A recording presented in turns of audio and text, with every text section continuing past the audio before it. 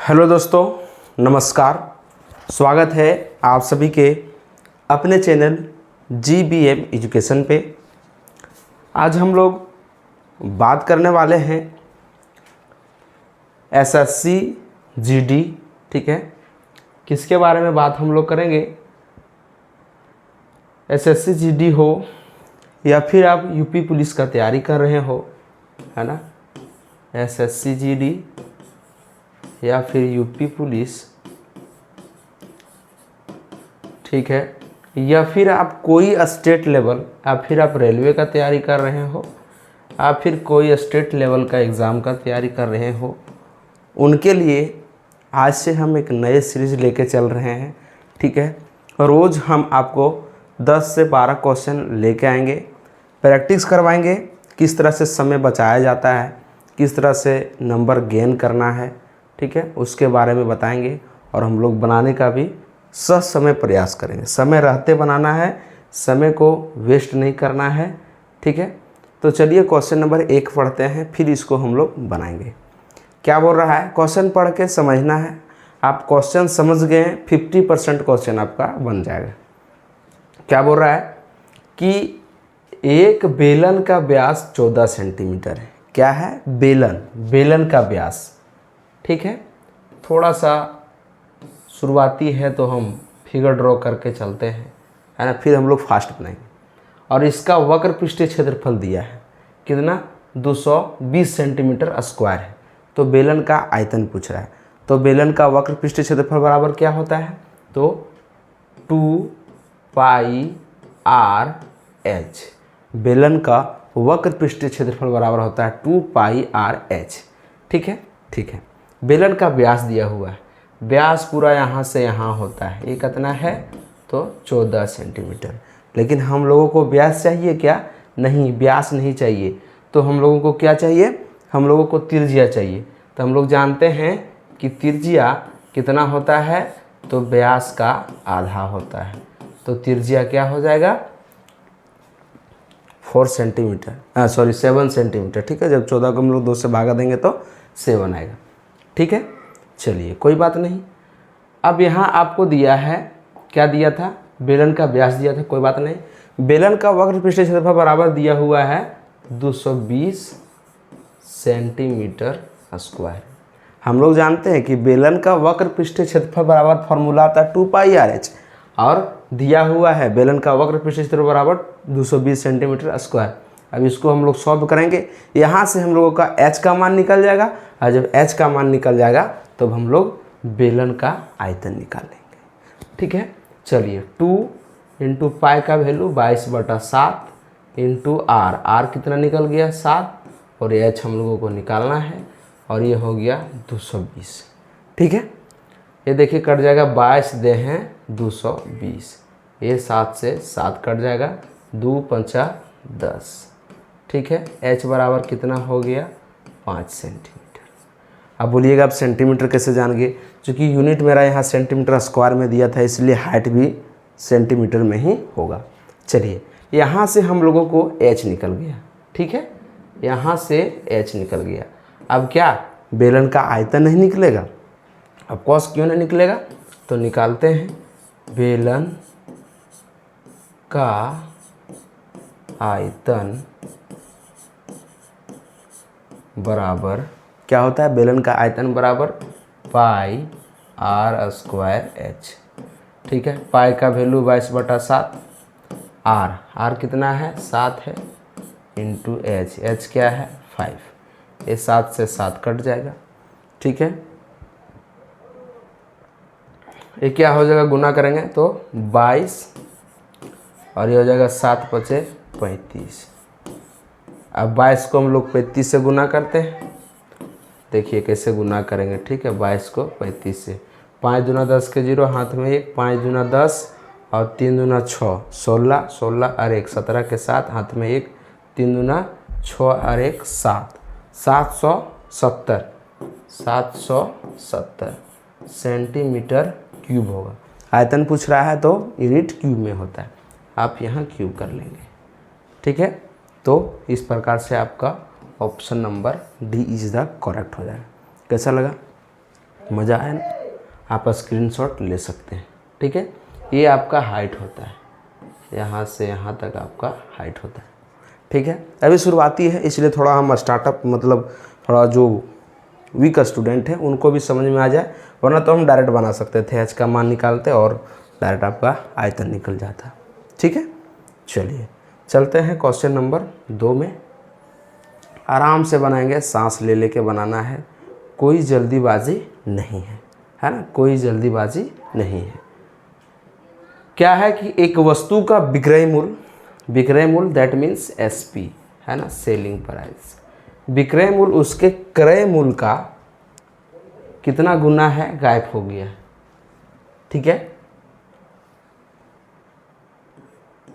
विक्रय मूल्य क्रय मूल्य का कितना गुना है यहाँ मेंशन तो नहीं किया गया है, लेकिन लाभ प्रतिशत निकालने बोल रहा है। ठीक है, तो चलिए यह क्वेश्चन मिस टाइपिंग है, इसको छोड़ते हैं, क्योंकि यहाँ पर पता ही नहीं है कि इसका विक्रय मूल्य कितना गुना है, मेंशन नहीं किया गया। ठीक है, नेक्स्ट डे हम लोग देख लेंगे।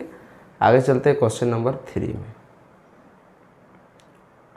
ठीक है, चलिए बनाते हैं। बोल रहा है कि दिए गए युग्म में से कौन सा युग्म सह अभाज्य संख्या युग्म बनाता है।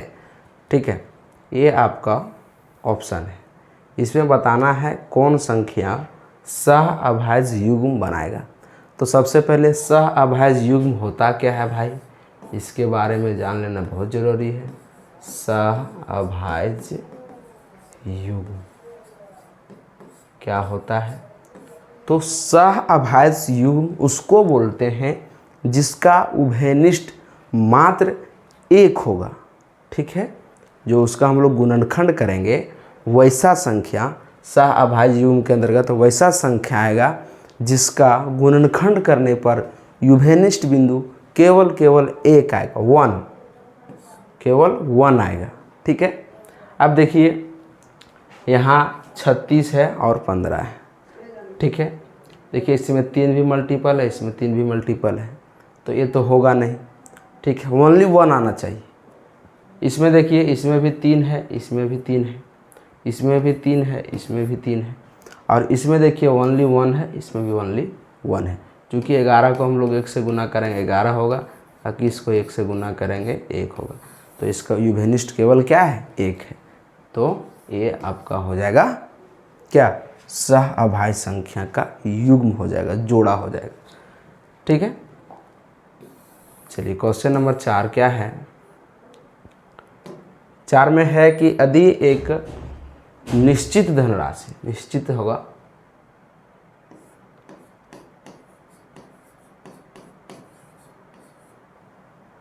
यदि एक निश्चित धनराशि पर 2 वर्षों के लिए 10% वार्षिक की दर से वार्षिक चक्रवृद्धि है ना ब्याज पर गणना किया जाए, चक्रवृद्धि ब्याज और साधारण ब्याज के बीच का अंतर दिया हुआ है, तो निवेश की गई धनराशि हमको P बनाना है, P निकालना है।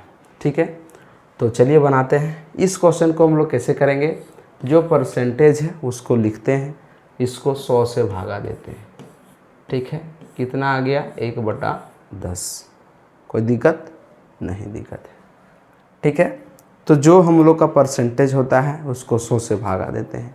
ठीक है, अब 10 आया तो इस 10 को हम लोग स्क्वायर करेंगे। स्क्वायर क्यों करेंगे, क्योंकि 2 वर्ष का है इसलिए, 3 वर्ष का रहेगा तो क्यूब करते हैं, 4 वर्ष का, ऐसे 4 वर्ष का पूछता नहीं है, मैक्सिमम 3 वर्ष तक पूछेगा। तो 2 वर्ष का है तो इसका स्क्वायर करेंगे, और फिर हम लोग क्या करते हैं, इसमें भी 1/10 से भागा करेंगे, इसमें भी 1/10 से करेंगे, सॉरी गुना करेंगे। ठीक है, तो 100 में 1/10 करेंगे 10, 100 में 1/10 करेंगे 10, फिर यहाँ भी आपका 1/10 मल्टीप्लाई होगा तो 1 आएगा। ठीक है, अब आपका जो ये है ना, ये वाला पोर्शन, ये आपका CI माइनस SI और दिया हुआ है। CI दैट मीन्स चक्रवृद्धि ब्याज और SI दैट मीन्स साधारण ब्याज। तो CI में SI घटाएगा तो कितना आएगा, 464। तो 1 बराबर मेरा 464 दिया हुआ है। पूछ रहा है मूलधन, तो ये हमारा मूलधन के बराबर होता है। ठीक है, ये हमारा मूलधन के बराबर। तो मूलधन कितना है, 100 है, तो इसका 100 गुना निकाल देंगे। तो 464 का 100 गुना कितना हो जाएगा, 46400, 46400, that means option number C. ठीक है, एक बार और देख लेते हैं क्या करेंगे। फर्स्ट ऑफ ऑल इस प्रकार का क्वेश्चन रहेगा, तो आपको कैसे पता चलेगा, तो आपको बनाना पड़ेगा, बिना बनाए आप नहीं समझ सकते हैं। ठीक है, एक बार 2 बार बनाइए, आपका दिमाग में बैठ जाएगा। ठीक है, परसेंटेज जो दिया रहेगा उसको भागा करना है 100 से। ठीक है, 100 से भागा क्यों करते हैं, क्योंकि परसेंटेज हटाने के लिए अब जो आया, अब जितना साल का पूछेगा, 2 साल का पूछेगा 2 का स्क्वायर, 3 साल का पूछेगा तो 3 का स्क्वायर। ठीक है, फिर जो आएगा ए वाला भागा देके उसको गुना करना है, फिर एक टाइम से यहाँ गुना करना है। ये आपका CI माइनस SI होता है, ये P होता है। ठीक है, और इस प्रकार से आप डेटा दिया रहेगा। ठीक है, 4 यदि है तो उसमें से 1 दिया रहेगा।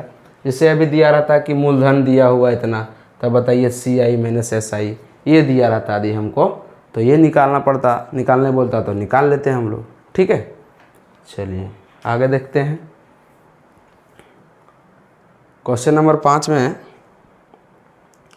क्या है कि यदि किसी घन के सबसे लंबे विकर्ण की लंबाई 6√3 सेंटीमीटर है तो उस घन का आयतन ज्ञात करें। घन है तो फॉर्मूला क्या होता है, घन के विकर्ण की लंबाई बराबर क्या होता है,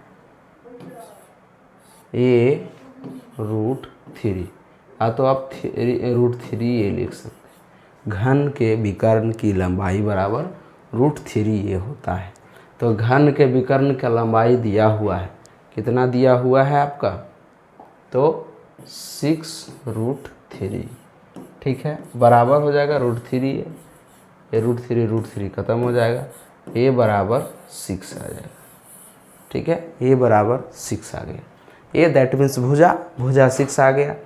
तो घन का आयतन निकालने बोल रहा है, तो घन का आयतन बराबर क्या होता है, घन का आयतन बराबर, तो ये Q होता है, यानी 6 का Q। तो 6 का Q करेंगे क्या हो जाएगा, 6 छक्का 36 और 36 छक्का 216। आयतन निकाल रहे हैं तो सेंटीमीटर Q हो जाएगा। ठीक है, सेंटीमीटर में दिया है इसलिए सेंटीमीटर Q हो जाएगा। कितना आया, 216 सेंटीमीटर Q। ठीक है, आपका देखिए ऑप्शन नंबर C में दिया हुआ है। ठीक है।